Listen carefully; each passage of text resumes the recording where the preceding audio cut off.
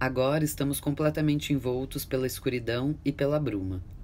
Começo a me imaginar na água, no ventre materno, onde o tempo e o pensamento não existem. Tudo que ele está dizendo parece fazer sentido, um sentido terrível. Lembro-me da senhora na conferência. Lembro-me da moça me levando até a praça. Também ela dissera que a água era o símbolo da deusa. A 20 quilômetros daqui existe uma gruta, ele continua.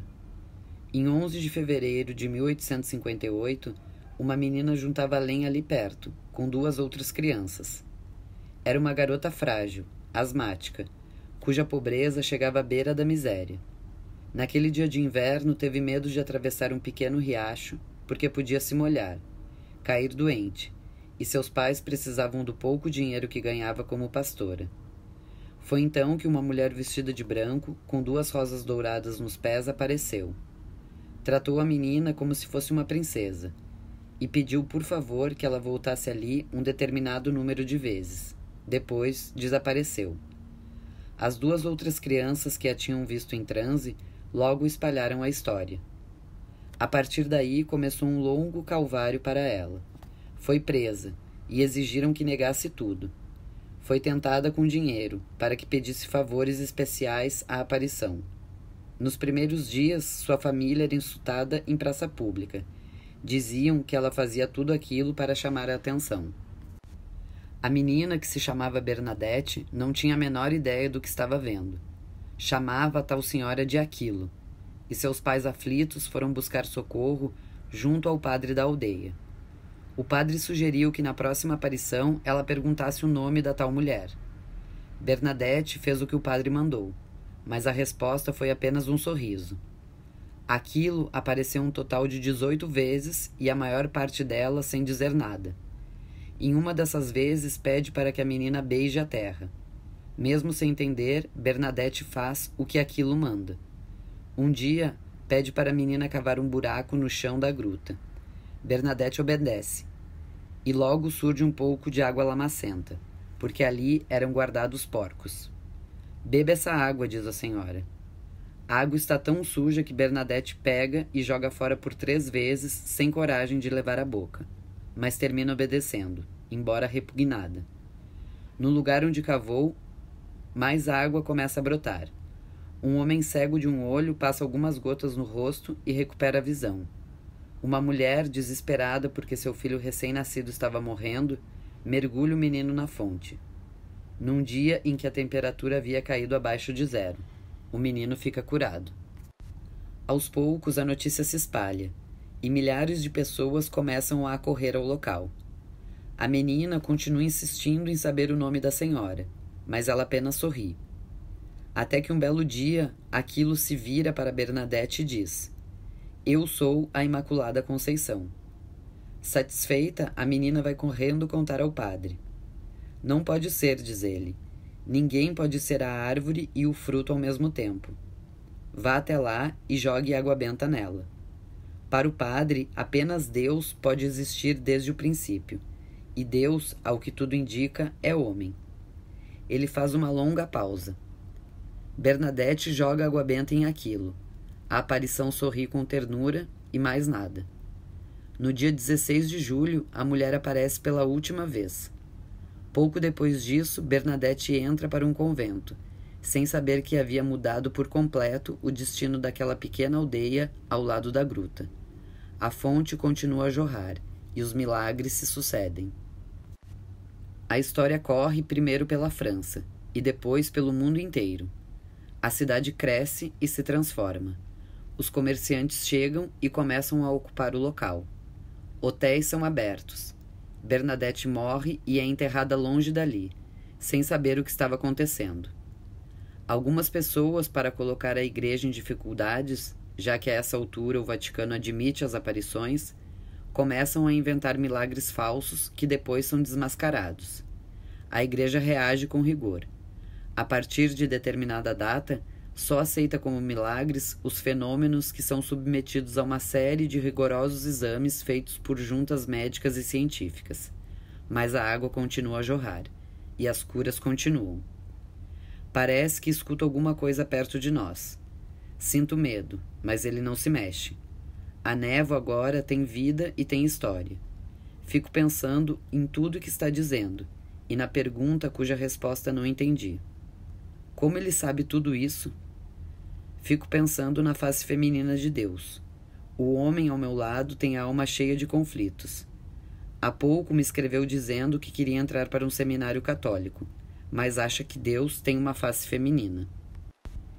Ele fica quieto, e eu continuo me sentindo no ventre da Mãe Terra, sem tempo e sem espaço. A história de Bernadette parece se desenrolar diante dos meus olhos, na bruma que nos envolve. Então ele volta a falar. Bernadette não sabia duas coisas importantíssimas, diz. A primeira é que antes que a religião cristã chegasse aqui, essas montanhas eram habitadas por celtas, e a deusa era a principal devoção dessa cultura. Gerações e gerações entendiam a face feminina de Deus e compartilhavam de seu amor e de sua glória. E a segunda? A segunda era que pouco antes de Bernadette ter suas visões, as altas autoridades do Vaticano se reuniram secretamente. Quase ninguém sabia o que se passava naquelas reuniões, e com toda certeza o padre da aldeia de Lourdes não tinha a menor ideia. A alta cúpula da Igreja Católica estava decidindo se devia declarar o dogma da Imaculada Conceição. O dogma terminou sendo declarado através da bula papal, mas sem esclarecer exatamente para o grande público o que isso significava. E o que você tem a ver com tudo isso? Pergunto. Eu sou seu discípulo. Eu tenho aprendido com ela, diz, sem saber que está também dizendo a fonte de que tudo sabe.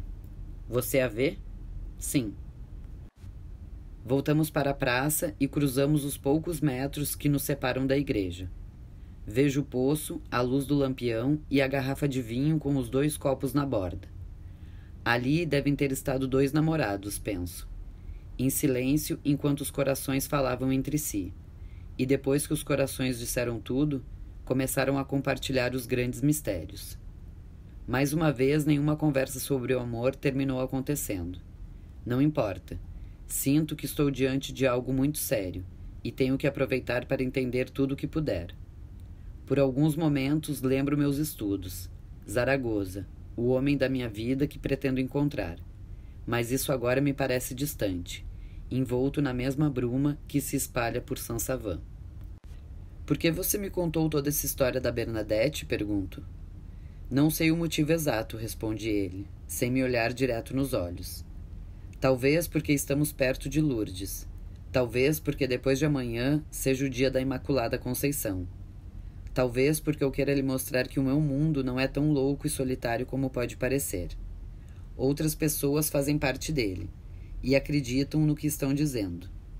Eu nunca disse que o seu mundo é louco. Talvez louco seja o meu. Gasto o tempo mais importante da minha vida atrás de cadernos e estudos, que não vão me fazer sair de um lugar que já conheço. Senti que estava mais aliviado. Eu o compreendia. Esperei que continuasse a falar da deusa, mas se virou para mim e disse: Vamos dormir.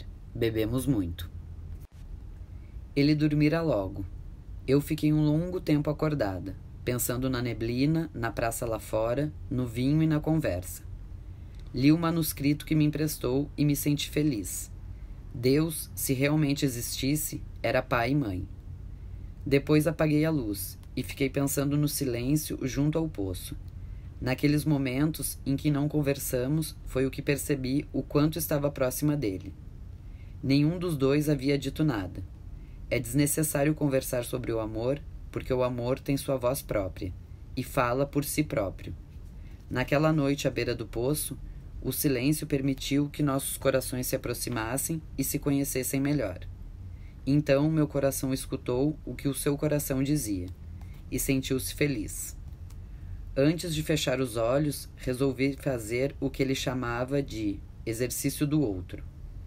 Estou aqui nesse quarto, pensei, longe de tudo com o que eu estou acostumada, conversando sobre coisas pelas quais nunca me interessei, e dormindo numa cidade onde jamais coloquei os pés. Posso fingir por alguns minutos que sou diferente. Comecei a imaginar como gostaria de estar vivendo naquele momento. Eu gostaria de estar alegre, curiosa, feliz, vivendo intensamente cada instante, bebendo com sede da água da vida, confiando novamente nos sonhos, capaz de lutar pelo que eu queria, amando um homem que me amava. Sim, essa era a mulher que eu gostaria de ser, e que de repente aparecia e se transformava em mim. Senti que a minha alma se inundava com a luz de um deus ou de uma deusa, em quem não acreditava mais. E senti naquele momento que a outra deixava meu corpo, e sentava-se num canto do pequeno quarto. Eu olhava a mulher que tinha sido até então, fraca, procurando dar impressão de forte, com medo de tudo, mas dizendo para si mesma que não era medo, era a sabedoria de quem conhece a realidade. Construindo paredes nas janelas por onde penetrava a alegria do sol, para que seus móveis velhos não ficassem desbotados. Vi a outra sentada no canto do quarto, frágil, cansada, desiludida, controlando e escravizando aquilo que devia estar sempre em liberdade, seus sentimentos, tentando julgar o amor futuro pelo sofrimento passado. O amor é sempre novo. Não importa que amemos 1, 2, 10 vezes na vida. Sempre estamos diante de uma situação que não conhecemos. O amor pode nos levar ao inferno ou ao paraíso, mas sempre nos leva a algum lugar. É preciso aceitá-lo porque ele é o alimento da nossa existência. Se nos recusarmos, morreremos de fome vendo os galhos das árvores da vida carregados, sem coragem de estender a mão e colher os frutos. É preciso buscar o amor onde ele estiver, mesmo que isso signifique horas, dias, semanas de decepção e tristeza, porque no momento em que partimos em busca do amor, ele também parte ao nosso encontro e nos salva. Quando a outra se afastou de mim, meu coração voltou a conversar comigo. Contou-me que o furo na parede do dique deixava passar uma correnteza. Os ventos sopravam em todas as direções, e ele estava feliz porque eu o escutara de novo. Meu coração dizia que eu estava apaixonada, e eu dormi contente, com um sorriso nos lábios. Quando acordei, a janela estava aberta, e ele estava olhando as montanhas lá fora. Fiquei alguns minutos sem dizer nada, pronta para fechar os olhos caso ele virasse a cabeça. Como se percebesse o que eu estava pensando, ele se voltou e me olhou nos olhos. Bom dia, disse. Bom dia. Feche a janela, está entrando muito frio. A outra aparecera sem aviso. Ainda tentava mudar a direção do vento, descobrir defeitos, dizer que não era possível. Mas sabia que era tarde. Preciso mudar de roupa, eu falei. Vou te esperar lá embaixo, respondeu ele. Então eu me levantei, afastei a outra do pensamento, abri de novo a janela e deixei o sol entrar. O sol que inundava tudo. As montanhas cobertas de neve, o chão cobertos de folha seca, o rio que eu não via, mas escutava. O sol bateu nos meus seios, iluminou meu corpo nu e eu não sentia o frio, porque um calor me consumia. O calor de uma fagulha que se transforma em chama, a chama que se transforma em fogueira, a fogueira que se transforma num incêndio impossível de controlar.